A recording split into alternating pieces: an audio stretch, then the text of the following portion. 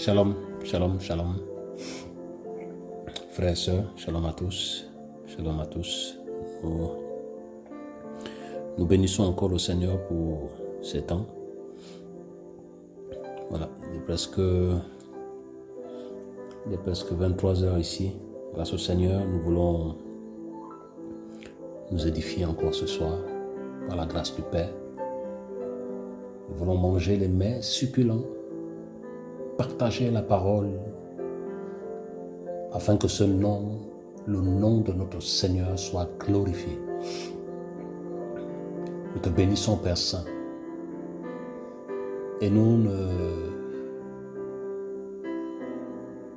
ne regardons qu'à toi, Papa. Seigneur, tu es fidèle. Papa, tu es fidèle. Tu es fidèle, Papa. Et nous voulons te voir encore élevé dans nos vies. De plus en plus, les temps sont difficiles. De plus en plus, les temps sont critiques. Seigneur, nous voulons nous cacher en toi. Toi seul est digne d'être élevé et glorifié. Souviens-toi de nos familles, souviens-toi de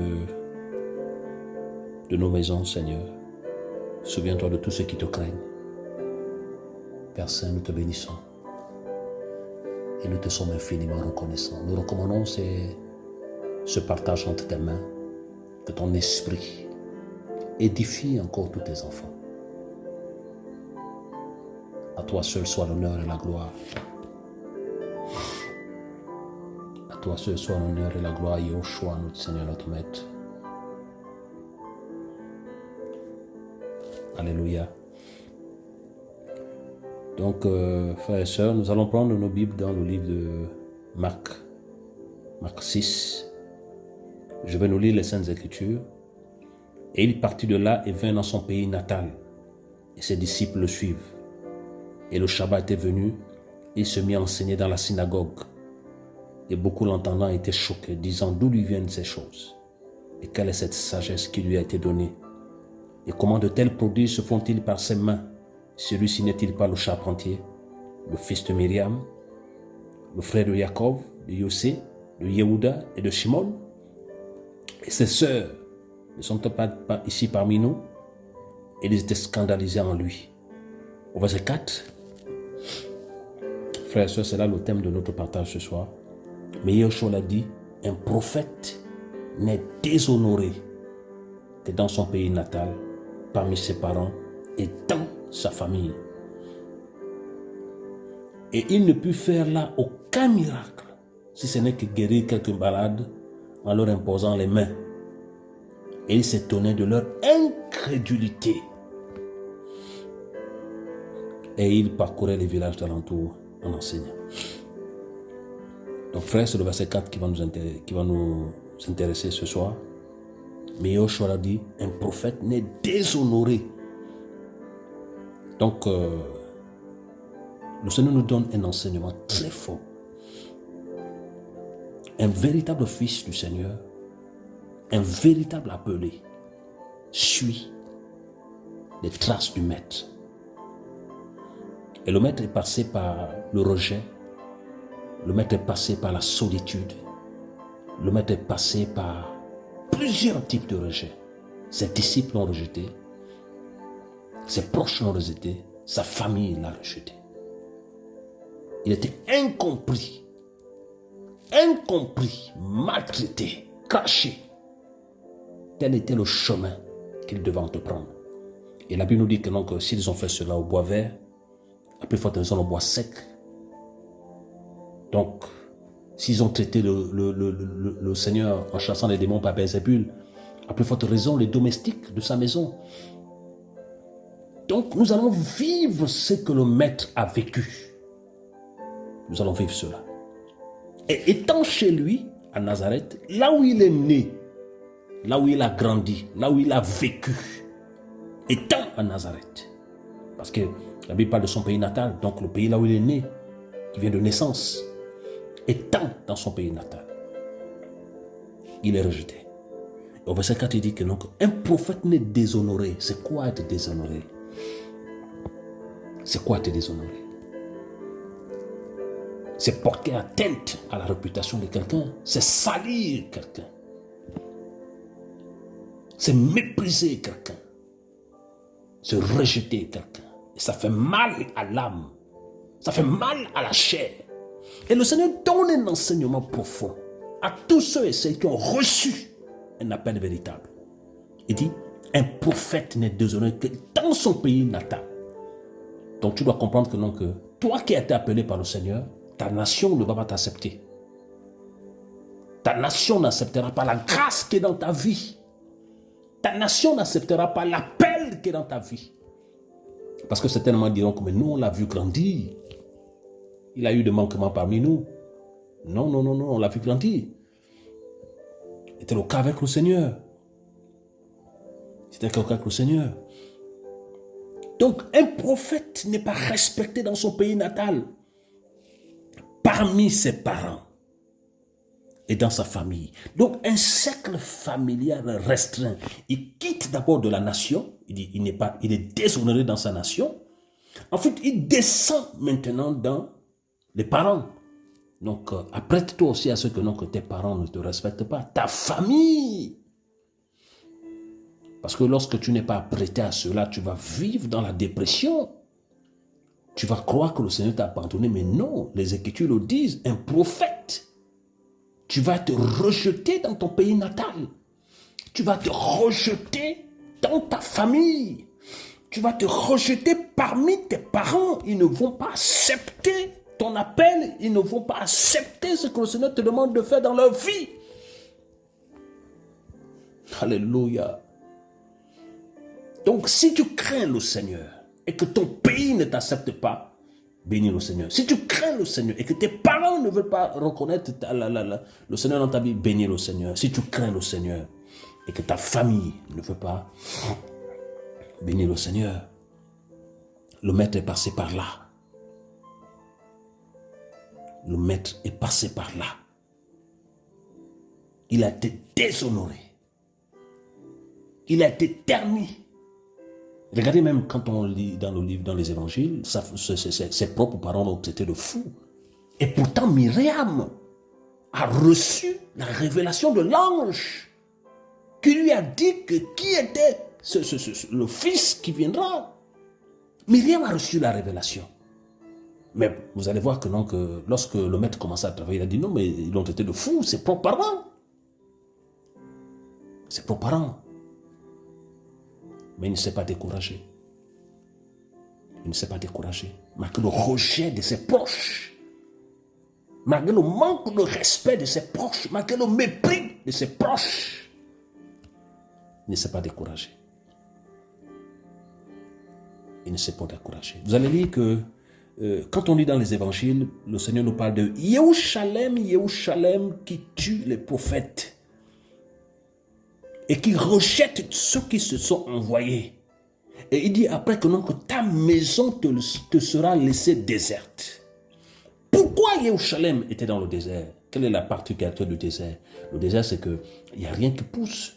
Le désert, c'est que, non, que rien ne croît. Le désert, c'est que rien ne marche. Mais pourquoi Yéhouchalem était dans le désert? Parce que Yéhouchalem a rejeté les véritables prophètes. Parce que les prophètes viennent avec de l'eau, la parole pure, la parole véritable. Celle qui sanctifie, celle qui purifie, celle qui casse les systèmes, celle qui ramène l'ordre. Yéhouchalem a refusé cette parole. Et le Seigneur pouvait dire que non, que ta maison sera restée déserte. Parce que les véritables prophètes parlent de la part du Seigneur. Et les vrais parlent de la part de leur père, Lucifer. Donc, à cause du rejet des prophètes véritables, écoutez, la maison sera déserte. Et c'est ce qui s'est passé à Nazareth. Ils ont refusé le maître. Ils ont méprisé le maître. Ils ont déshonoré le maître. Et quand on lit au verset 5, et il ne put faire aucun miracle. Mais c'est normal, puisqu'ils ne croyaient pas. Ils ne pouvaient pas faire des miracles. Ils étaient incrédules. Ils étaient tellement incrédules, frères et sœurs. Ils ont refusé le Créateur. Ils ont refusé. Ils ont refusé. Ils sont passés à côté de quelque chose de grand. Ils sont passés à côté de quelque chose de grand. Ils n'ont pas discerné qui était. Comme ils l'ont vu grandir, tout ça, ils n'ont pas discerné. C'était comme l'histoire de Moshe. Lorsque Moshe a voulu aider son peuple, ils ont refusé. Ils ont dit à Moshe qui t'a établi sur nous. C'est vrai que ce n'était pas encore le temps, mais ils ne savaient pas que c'est lui que le Seigneur devait utiliser. Ils ne savaient pas, ils l'ont rejeté. Et plus tard, le Seigneur l'a imposé. Et Israël a reçu la délivrance. Nous sommes d'accord avec Paul. Ce n'est pas celui qui se recommande lui-même. C'est celui que le Seigneur recommande. Et nous devons être recommandés par le Seigneur. Il n'y avait aucun miracle parce qu'ils étaient incrédules, parce qu'ils l'ont déshonoré, parce qu'ils sont... verset 6, la Bible nous dit que donc, ils s'étonnaient de leur incrédulité. Ils s'étonnaient de leur incrédulité. Mais il y a quelque chose qui m'a beaucoup marqué dans la conduite du Seigneur, c'est que malgré le rejet de son pays natal, malgré le rejet de ses parents, malgré le rejet de sa famille, il ne s'est pas appuyé sur son sort. Il n'a pas dit c'est fini, il n'a pas agi de manière charnelle. Qu'est-ce qu'il a fait? La Bible déclare que donc, il parcourait les villages d'alentour en enseignant. Qu'est-ce qu'il a fait? Il a compris que donc, si mon pays natal ne veut pas de moi, si mes parents ne veulent pas de moi, si ma famille ne veut pas de moi, les alentours, il faut aller prêcher dans les alentours, il faut aller enseigner dans les alentours. Certainement là-bas, tu trouveras les gens qui ont besoin de la grâce que Yahweh a mise dans ta vie. Et ils vont évoluer. Maintenant, quel sera le cas de ton pays natal, de ta famille et de tes parents? Ce sera le désert. Parce qu'ils ont rejeté la parole.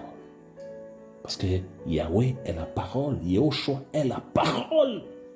L'eau de vie, l'eau qui nous abreuve. Alléluia. J'aimerais encourager quelqu'un ce matin.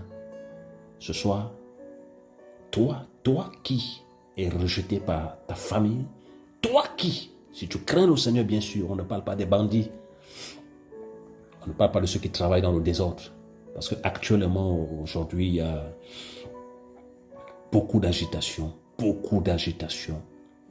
des personnes qui travaillent sans principe, beaucoup d'agitation. C'est normal, tellement qu'ils sont agités aussi et que ceux qui les suivent aussi, c'est des agités. Beaucoup d'agitation. Voilà pourquoi nous prions, les frères, nous demandons aux frères et aux sœurs, avant de marcher avec des personnes, ne vous laissez pas impressionner par la grâce. Ne vous laissez pas impressionner par la grâce. Consultez le Seigneur. Consultez le Seigneur. Consultons le Seigneur. La Bible dit on reconnaît un arbre par ses fruits. On reconnaît un arbre par ses fruits. Si le Seigneur permet, d'ici là, on aura un enseignement sur les anciens. Voilà. Les véritables anciens qui travaillent dans la prédication et l'enseignement. Des gens matures, mûrs, assis, qui portent du fruit, qui travaillent selon les principes, qui travaillent dans l'unité du corps. Oui. Et qui aiment les âmes, qui ne sont pas là pour se faire voir, mais qui sont là pour élever le maître. Le maître des maîtres. Yahushua, notre Seigneur, notre maître. Nous voulons encourager quelqu'un ce matin. Si tu as été rejeté, si tu as été accablé par ta propre famille, si tu as été méprisé par tes proches et que tu crains le Seigneur, continue la marche. Ne lâche pas. Ne lâche pas. Ne lâche pas. Le maître ne t'a pas abandonné. La seule chose qui nous éloigne du Seigneur, c'est le péché. La seule chose qui nous éloigne du Seigneur, c'est l'iniquité. Mais tant que tu crains le Seigneur et que les hommes t'abandonnent, marche, cours. Le Seigneur t'a créé. Le Seigneur t'a créé. Il est fidèle. Il est fidèle. Et il compte sur nous. Il est fidèle. Et la Bible nous déclare de ne pas rendre le mal par le mal. Même si ton pays natal te rejette, prie pour ton pays. Même si tes parents te rejettent, prie pour tes parents. Même si ta famille te rejette, prie pour eux. La Bible déclare que ce que Elohim veut, c'est que tout homme soit sauvé et parvienne à la connaissance de la vérité. On ne doit pas rendre le mal par le mal, ni l'injure pour l'injure, non. Et on doit comprendre une chose, toutes les épreuves par lesquelles nous passons lorsque nous craignons le Seigneur, ce sont des couloirs pour que le Seigneur nous qualifie. Nous ne devons pas réagir dans la chair, mais nous devons réagir dans l'esprit et comprendre que ce sont des épreuves pour que Yahweh nous qualifie. Plus on te persécute, tu bénis. Plus on te persécute, tu ne rends pas le mal par le mal, le Seigneur va t'élever. Ne t'élève pas toi-même, laisse le Seigneur. La Bible déclare dans le livre de 1 Pierre 5, humiliez-vous sous la puissante main du Seigneur et il vous élèvera en temps convenable. Il, le Seigneur qui élève, la Bible déclare que l'élévation ne vient ni de l'Orient ni de l'Occident, c'est Yahweh qui élève. Ne te lève pas toi-même. Si tu te lèves toi-même, ta chute sera énorme. Il abaisse ceux qui se lèvent, il élève ceux qui s'abaissent. C'est ça la doctrine biblique. Et nous voulons de plus en plus partager la parole pour interpeller les vrais enfants du Seigneur, pour avertir les vrais enfants du Seigneur que nous sommes dans des temps critiques. Nous sommes dans des temps critiques où beaucoup vont se détourner de l'évangile véritable, beaucoup vont se détourner de la simplicité de l'évangile et ils vont prêcher un autre message. Que Yahweh nous garde, que Yahweh garde le dépôt que nous avons reçu, que Yahweh garde la lumière que nous avons reçue. Nous voulons de plus en plus nous cacher afin que Yahweh soit vu. Il faut que je diminue afin qu'il croisse. Shalom à tous.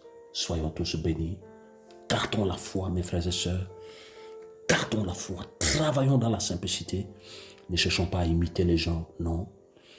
Ne cherchons pas à imiter les grâces des uns des autres, non. Gardons dans la foi. Fais ce que le Seigneur te demande de faire dans la simplicité et il t'accompagnera. Que le nom du Seigneur soit béni. Amen.